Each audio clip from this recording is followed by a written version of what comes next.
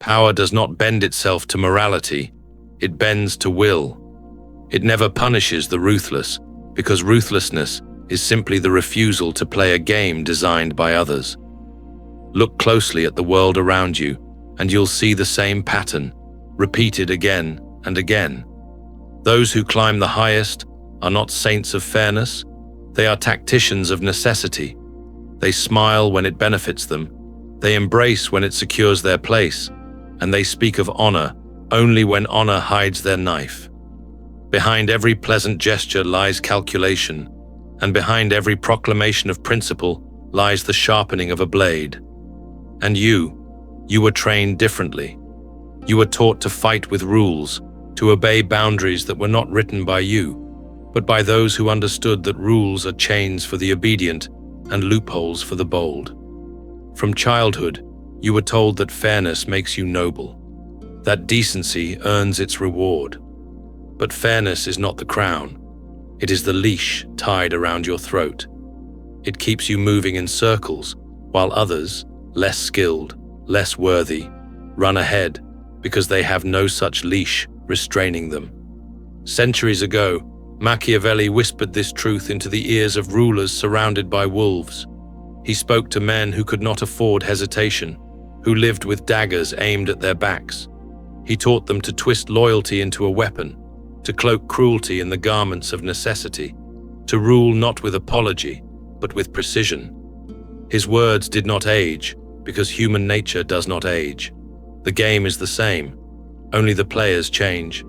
This is not a call to cruelty for cruelty's sake.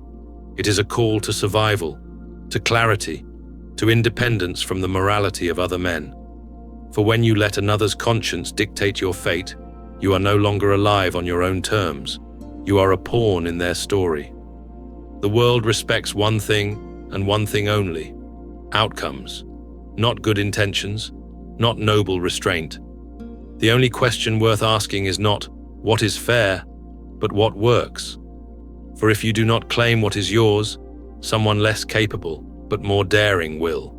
And when they do, you will realize too late that your hesitation was their opportunity. History speaks in cold tones. Every empire, every dynasty, every titan of industry was forged not by fairness, but by decisive advantage. Power has never been an arena of fair competition. It has always been a silent battlefield, and the winners are those who acted where others debated. The truth is merciless. The world does not crown the virtuous. It crowns those who wield leverage, and leverage rarely comes dressed as kindness. Think of those who have passed you by, not stronger, not wiser, not even more skilled, but more willing to act without apology. They carried one trait you feared to nurture: the will to sever ties, to choose results over reputation, to strike before permission was given. While you were asking, "Is this right?" they were already finished. And when the dust settled, no one remembered your decency. They remembered only their victory. Machiavelli warned rulers never to depend on the goodwill of men. He saw that beneath every noble mask lay the same engines of greed, fear, and ambition. To forget this is to invite betrayal, to live surprised when daggers appear in hands you once trusted. Ruthlessness is not cruelty unchained. It is discipline. It is the absence of self-deception. It is the ability to act without drowning in guilt or hesitation. A ruler who clings to fairness is not merciful. He is vulnerable. And in the calculus of power, weakness is not forgiven. It is punished. The first step is seeing the myth for what it is. Fairness is a story told to keep you obedient. Look at your workplace, your politics, your history. Do the honest rise? Or do they serve as fuel for those who are willing to cut deeper? You know the answer. Stop pretending otherwise. The true beginning of strength comes not with rage, but with clarity. When you finally stop expecting fairness, you stop being wounded by betrayal. You stop wasting your fire on outrage. You begin to prepare. That is the first weapon of the ruthless. Not aggression, but awareness.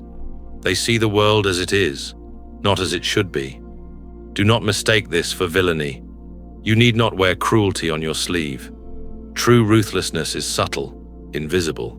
It acts without announcement, while others paralyze themselves in moral debate. It smiles while waiting for the exact moment to strike, then withdraws into silence. It leaves no warning, no hesitation, no second chances. From this moment forward, you must abandon the childish question, "How can I win while staying good?" Replace it with the only question that matters, "How can I win?" Morality is not the foundation of power. It is the luxury of those who already sit secure in it. For the rest, it is a cage. Machiavelli wrote, "It is better to be feared than loved, not because fear is chaos, but because fear means respect." Fear means the unshakable awareness in others that you will do what is necessary. That is not chaos. That is stability. That is authority. History is littered with the graves of men who believed their kindness would shield them. They assumed decency would be repaid. But the ledger of the world is not balanced in morality. It is weighted by boldness. The bold are believed, the bold are followed, and even weakness in a bold man looks like strength. Confidence turns lies into truth, and hesitation into defeat. This is why kindness as reputation is dangerous. It tells predators exactly where your hesitation lies. They know you will not strike back. They know your fear of appearing cruel will paralyze you. And that moment of hesitation is the exact second they win. The ruthless do not always win because they are smarter. They win because they do not pause. Where you hesitate, they act. Where you seek approval, they demand obedience. Think of Cesare Borgia, the prince Machiavelli admired most. His power was not a gift of fairness. It was the art of precision. He eliminated rivals not recklessly, but with terrifying accuracy. He staged brutal spectacles of justice so complete that betrayal became unthinkable. And yet to the masses, he appeared not as a butcher, but as a savior. They did not see the blade, only the order it created. That is the paradox of ruthlessness. When executed with discipline, it doesn't look like cruelty at all. It looks like strength. It looks like leadership. And people, hungry for order, follow strength no matter how much blood was spilled to make it possible. But ruthlessness is not chaos. It is not mindless aggression. Blind fury burns fast and dies faster. Machiavellian ruthlessness is surgical. It chooses its targets carefully. It knows not only when to strike, but when to stop. Its purpose is never destruction for destruction's sake, but survival. Its question is never, "How do I crush everyone?" but "How do I ensure no one can crush me?" Ask yourself honestly, in your own life, who thrives because of your hesitation? Who advances while you remain stuck, paralyzed by the endless loop of, "What will people think?" Those who outrun you are not burdened by that question. They know the game, and they play it without shame. They know your conscience is their greatest weapon. And unless you awaken, you will remain their victim. This does not mean you must be cruel in every moment. Quite the opposite. True ruthlessness is rarely seen. It moves in silence, cloaked, waiting. By the time its hand is revealed, the outcome is already decided. When you finally understand this, you will stop performing goodness for applause. The world does not care for your efforts. It does not crown the most obedient. It crowns the most decisive. The man who speaks with certainty, who moves without apology, who strikes when others hesitate, that man terrifies competitors into silence. When others see that you are capable of what they will not dare, they stop challenging you. They stop competing. And in their fear, they begin to respect you. Machiavelli's wisdom was not that cruelty is good, but that cruelty used well is necessary. Not savage, not constant, not careless, but precise. A single decisive blow is worth more than 100 scattered outbursts. The weak man punishes in small doses, creating resentment, but not fear.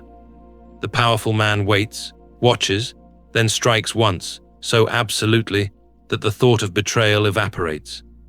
Strategic cruelty is not endless violence, it is a clean end, a permanent solution. That is why history remembers the merciful rulers who knew when not to forgive. To forgive too soon is weakness. To forgive too late is folly. Mercy only works when you hold complete control. Until then, mercy is an invitation to betrayal. And when betrayal comes, never answer with half measures. Do not wound your enemy, destroy him. A rival who survives carries bitterness that festers into vengeance. Far better to finish the matter cleanly and make of him an example so severe that others tremble before repeating it. Your enemies must learn that your patience is long, but your retribution final. That lesson will keep you safer than 1,000 friendly smiles.